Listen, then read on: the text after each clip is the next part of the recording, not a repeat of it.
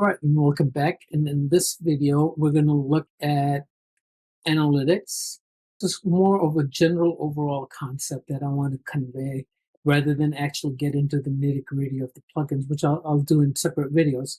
When we're talking about analytics, I believe the majority of the users are going to be using Google Analytics because it's free, quite robust.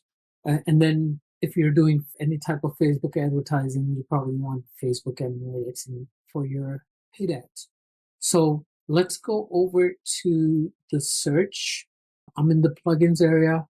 I'm going to add new, and we'll search for Sitekit. It's by Google. Basically, it handles Google Analytics, Search Console, AdSense, and Speed. So once you install it, you connect it to your Google account, and it takes care of most of the things for you. So by default, it is a very powerful plugin, and it's a very easy plugin to install and set up. So that's the main one that I wanted to show you in regards to Google. Now let's look at Facebook. All right, so here's a good one, really good one. Pixel your site.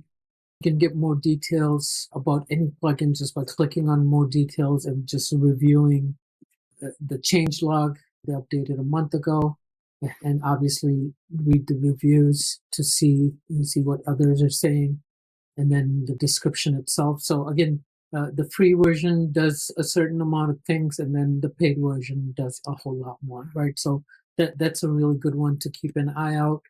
Pixelcat conversion. I like the user experience on this one because it allows you to keep track of each page that you want to have specific conversions on. So that's a good one as well. These guys here, Easy Pixels, they provide a lot in the free version itself. You can have e-commerce extension, and it takes care of like your WooCommerce, add to cart, checkout. Like those types of things are automatically sent for tracking.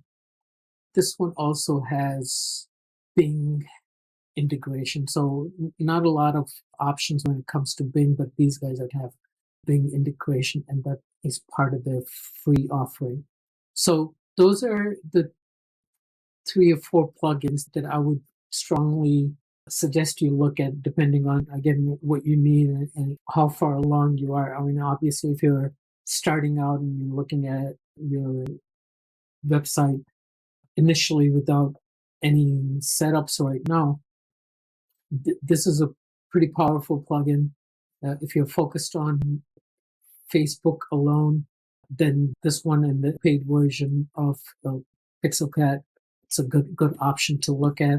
And then these guys, for the free versions, they do quite a bit within the free version. And again, I'll create separate videos for each one of these as we progress into actual plugin reviews and fun stuff.